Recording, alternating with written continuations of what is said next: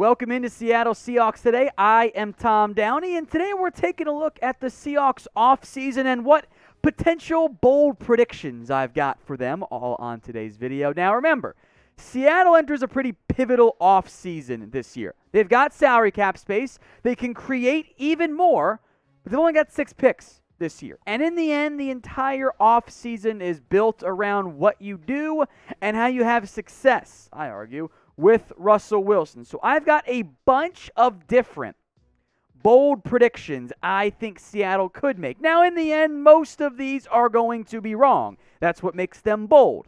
But the number one theme, you got to keep Russ. You have got, if you want to have success in the short term, you have to retain Russell Wilson. So we are operating from that mindset. That is what Seattle wants to do as it relates to Russell. Before I get to my 9 in total, 9 kind of cheating a little bit. But give me your bold Seahawks off-season prediction in the comments. These are bold. Most of them are. These are supposed to be ones that probably aren't going to come true, but they satisfy the bold side of it. Let me know what you guys are thinking in the comments section right now. Number 1, let's start with Russell Wilson. Russ becomes the highest paid QB based on a per-year average in the NFL.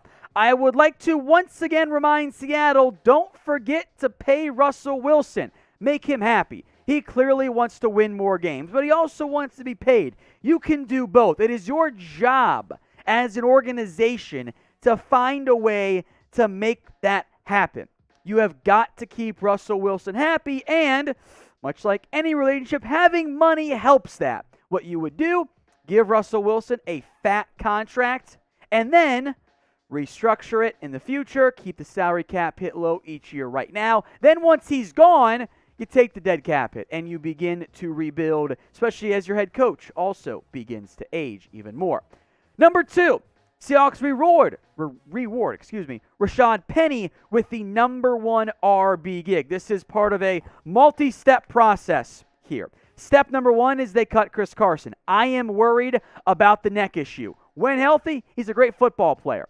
I am concerned he's not going to be healthy. Step number 2 is this contract offer. 2 years, $10 million for Rashaad Penny. That is less, by the way, than the Melvin Gordon deal from the Broncos that he got. So, I like that idea. And step number 3, draft a running back on day 3. Let him compete with D.J. Dallas, Travis Homer, and give just a little bit of extra depth and insurance just in case the Rashaad Penny flash in the pan that we saw in the final 5 games ends up regressing back to the norm.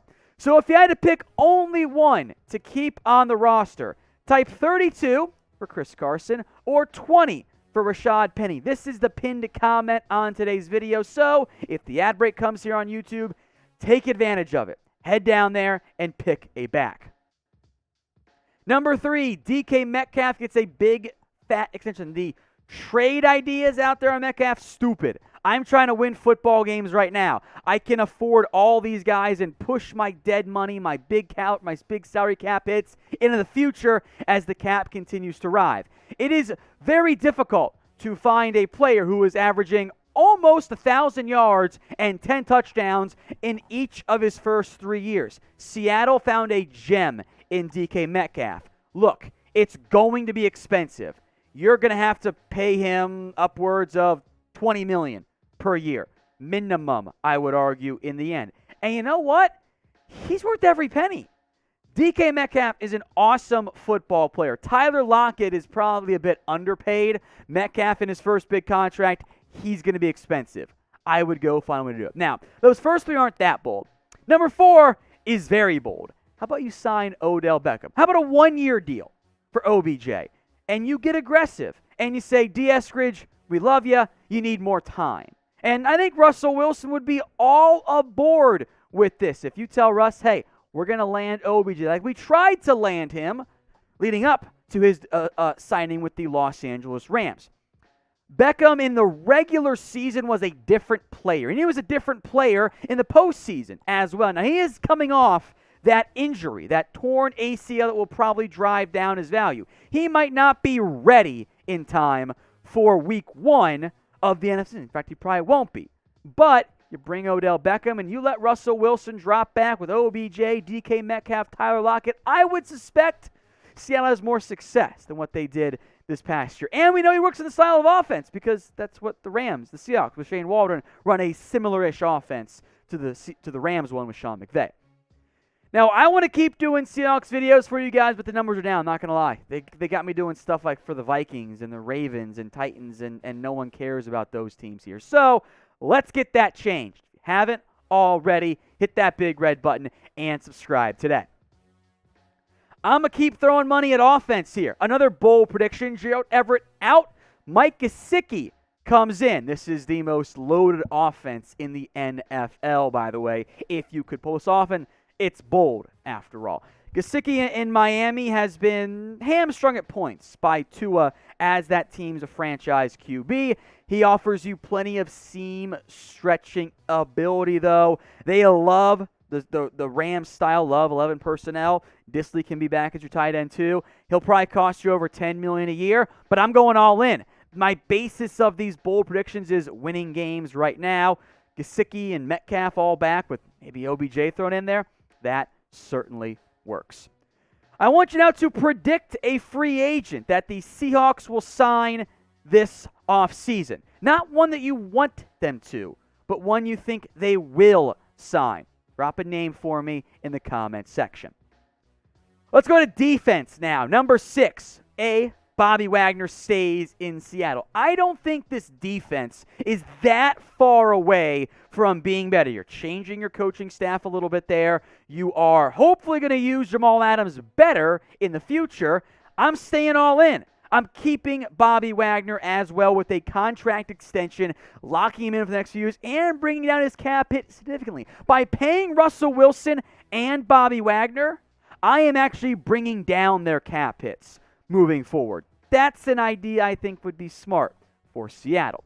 Now, if you want general NFL coverage and the best that there is out there on YouTube, subscribe to the Chat Sports YouTube channel. We've got power rankings, free agency predictions, and daily videos on everything going on around the NFL.